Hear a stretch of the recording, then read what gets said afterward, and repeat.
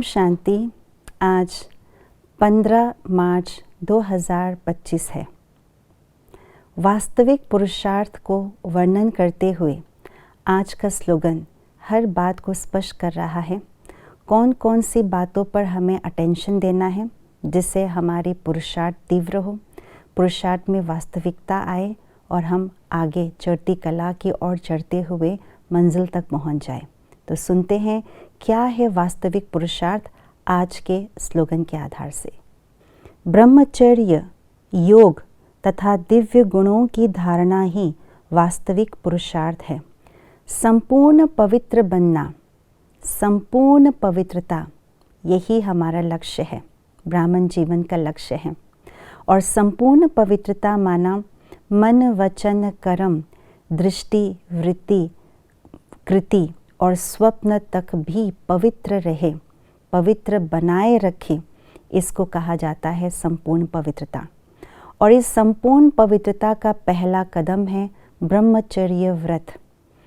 ब्रह्मचर्य व्रत, बाबा ने एक मुरली में कहा कि काम महाशत्रु का व्रत रखना है, और साथ साथ ये भी कहा सिर्फ काम महाशत्रु का व्रत रखना ही संपूर्ण ब्रह्मचर्य व्रत नहीं, क्योंकि क्रोध अगर है तो क्रोध भी विकार के, काम विकार के अंश का ही पहचान है।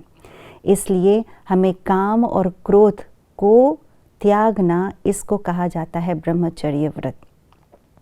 दुनिया में भी जो स्टूडेंट्स होते हैं, जब पढ़ाई पढ़ते हैं, वे ब्रह्मचर्य व्रत रख करके पढ़ते हैं ताकि बुद्धि और मन एकाग्रचित हो जाए, अपने पढ़ाई पर अटेंशन दे सके।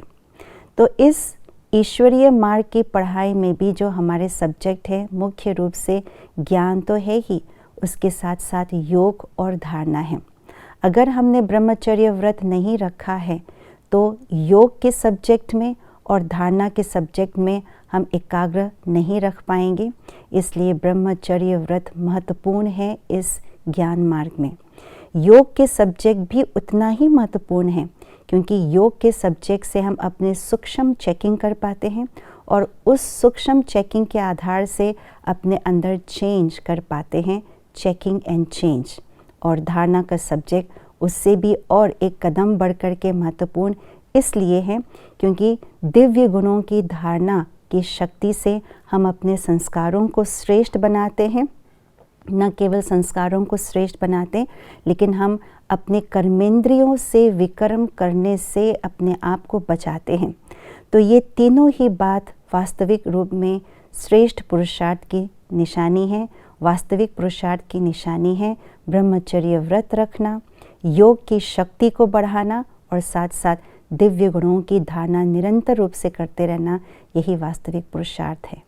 ओम शांति।